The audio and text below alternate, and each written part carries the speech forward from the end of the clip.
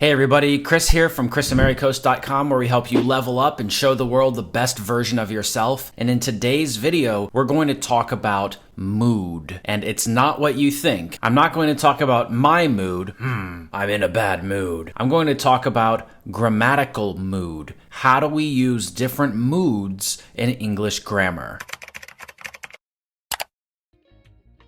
When somebody says the word mood, you probably think about how you feel or how someone else feels and how this might change. Sometimes we're in a good mood, sometimes we're in a bad mood. And yes, in English, we have to use the phrase to be in a mood, to be in a good mood, to be in a bad mood. We don't say to have a good mood, we say to be in a good mood. But that's not the mood that we're talking about today. In English grammar, there are three moods that we talk about. The first mood is the indicative mood. This is what we usually use when we're speaking to people. This is when we want to make a statement, say a fact, or ask a question. We use the indicative mood. An example of the indicative mood is I do stuff. I'm making a video, I work, and we could also use it in questions, so it's do you work, are you busy, these kinds of questions. The second mood is the imperative mood, and this is when we give a command. An example of the imperative mood would be if I tell you, do that, work, go to school. And then we have the third mood, and this is called the subjunctive mood. And there are 5 reasons why we might use the subjunctive mood, but first, I want to tell you that the subjunctive mood is not used very frequently in regular conversations. We might use it in writing, in literature, but when you're speaking with a person in conversational English today, it's not common to use the subjunctive mood. In fact, there are a lot of other phrases and other ways to say the same information so that you don't have to use the subjunctive mood. But in some cases, we use it, and here are the 5 reasons why we use the subjunctive mood. First of all, we use the subjunctive mood to talk about a situation that is the opposite of reality, or it goes against reality. So for example, I might say, you have a really bad job. If I were you, I would quit that job. In reality, I am not you, and I do not have that job, so I cannot quit that job. But if I were you, this is what I would do. Another example might be, if he had studied harder, he would have passed that exam. This goes against reality because it tells us that in reality, he did not pass the exam and he did not study as hard as he could have studied. Both of these show a situation that's contrary to reality or against or opposite reality. And you might be thinking, well, Kris, is this really subjunctive mood? Because I've heard it called other names before. Yes, in English textbooks, in my videos in the past, and other teachers might call this conditional phrases. And conditional phrases use the subjunctive mood. So they are the same thing, but conditional phrases are just one way to construct subjunctive mood sentences. And not all conditional phrases use the subjunctive mood. So that's a different question, really. The second reason that we might use the subjunctive mood is for hypothetical situations. For example, if I were a millionaire, I would travel the world. This sentence means that I'm not a millionaire, and this is just a hypothetical situation. Another example of using subjunctive mood to talk about a hypothetical situation is this. Suppose he were to win the lottery. This means that he has not won the lottery yet. He might in the future, but he has not done this yet, and we are considering this situation, this hypothetical situation. So describing situations that are not real and hypothetical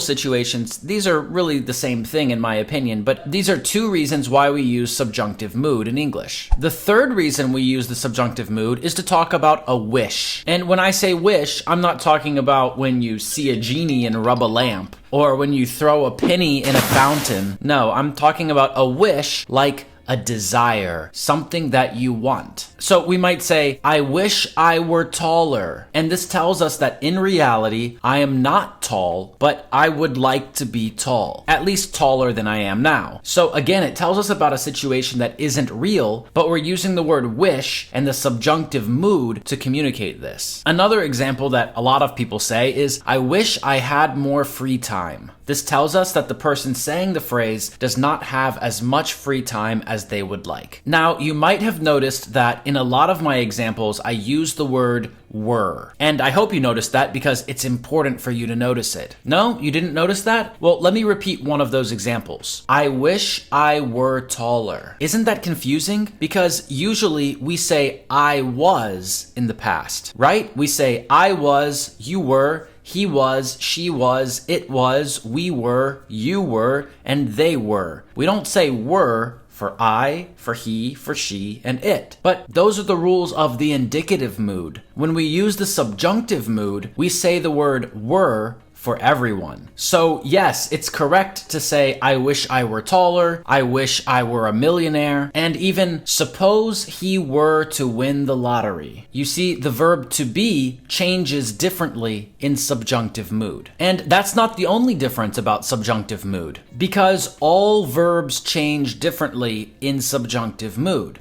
Oh my God, no! But before you panic, let me tell you how easy this is. Because yes, all verbs change differently in subjunctive mood, but they all change in the same way. How do they change? They don't. You just use the infinitive form of the verb without the word to, and now you have subjunctive mood. So when we talk about the fourth reason to use the subjunctive mood in English, which is to talk about doubt, you'll see that we can just use the infinitive form of the verb, and this is how you change the verb in subjunctive mood. For example, it is important that he be here on time. This tells us that we have a doubt. We are not 100% sure that he will be here on time, so we use the subjunctive mood to communicate this doubt. Maybe he will be on time, or maybe not, but in either case, it's important that he be here on time. And then the fifth reason that we use the subjunctive mood is for suggestions. We might say, it is suggested that he arrive early. And yes, you heard that correctly. I said, it is suggested that he arrive early, not he arrives early. And by using this form of the verb, I'm showing that this is a suggestion and I'm using the subjunctive mood. Again, we need to remember that using the subjunctive mood is usually done in literature and in writing and in very formal English. We don't use it very often in conversational English. It will sound strange if we do. Another example is, she suggested that I take a break.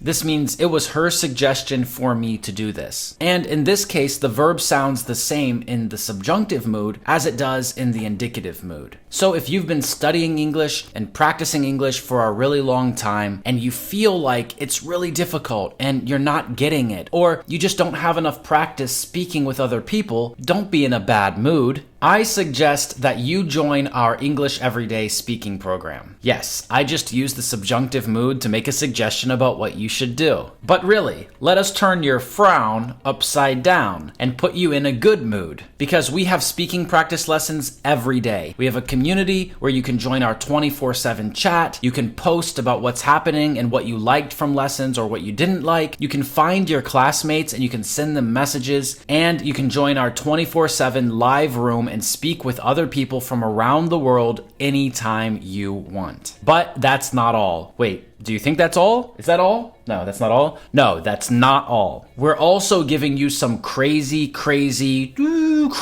bonuses just for joining us today. Most people who join us see results within the first 30 days. If you stay in our program for just 5 days, we'll give you a free course called Crash Course in English. And then if you stay with us longer, we'll also give you 3 other free courses. I'll send you my 96-page book about how to use phrasal verbs in English. And then I'll also send you a special t-shirt that will actually help you practice English with other people. You probably don't believe that a t-shirt can help you practice English, but this one will. So if you're tired of speaking to yourself in the mirror or talking to your cat, then you need to click the link under this video and join our English Everyday Speaking program right now. And I will be so excited to see you there. Thank you so much for watching this video. I hope it was really useful for you, and now you know how to control your mood in English. Don't be in a bad mood, study English with us, and be in a good mood. Make sure you press like, press subscribe, leave a comment down below, and I will see you